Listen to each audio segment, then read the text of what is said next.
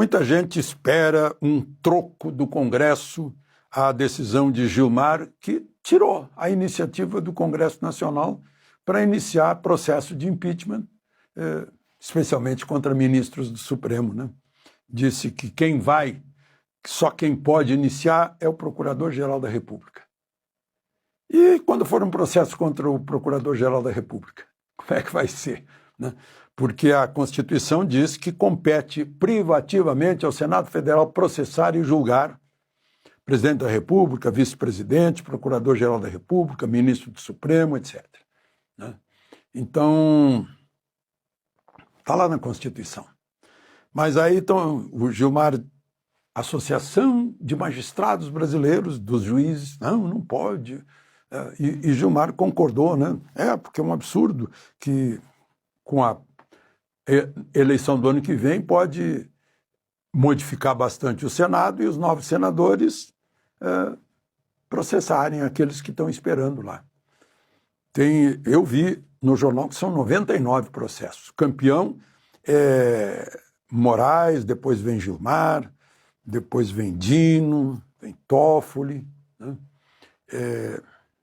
Mas o presidente do Senado fica sentado em cima. Antes Rodrigo Pacheco, agora o Alcolumbre. E aí Gilmar disse, não, isso é um absurdo, é um excesso de pedidos de impeachment, né? É perseguição política, reação política. Se há uma reação política, é reação a uma ação política do Supremo agindo como se fosse um tribunal político, como o Fujão Barroso gostaria, né? Caiu fora com medo da Magnitsky. Mas o Barroso vivia fazendo discurso dizendo que o Supremo passou por uma mudança, em vez de ser um tribunal constitucional, passou a ser um tribunal político. Bom, a reação qual seria? Eu acho que a reação mais direta, embora drástica, seria... Vocês não notaram aí que o Alcolumbre deu uma quedinha de peso?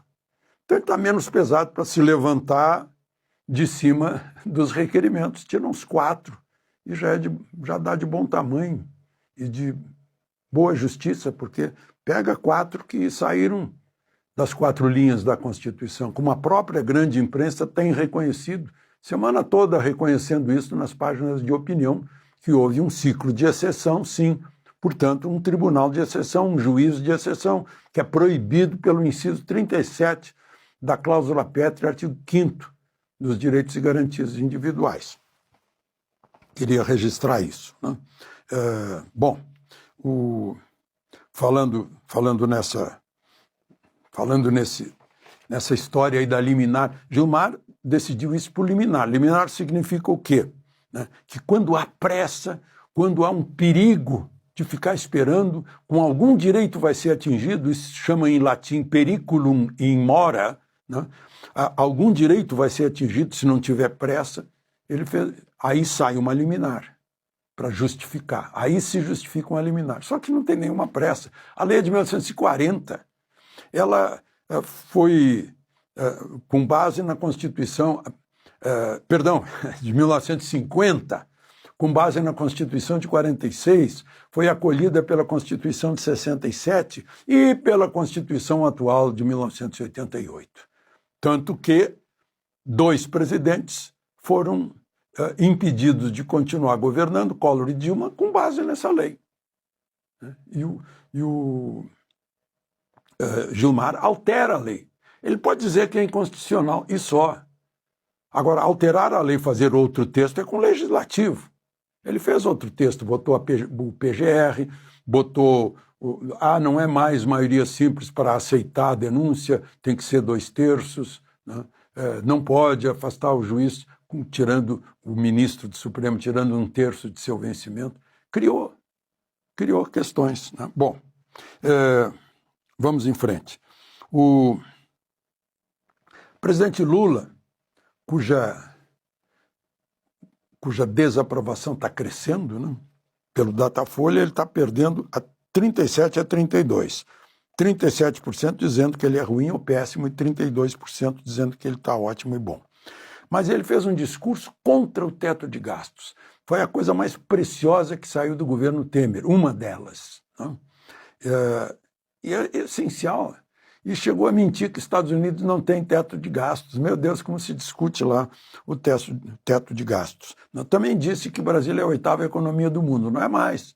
Está perdendo para a Rússia. Né?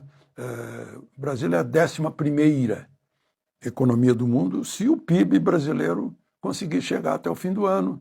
Tá de um jeito que está encolhendo tudo.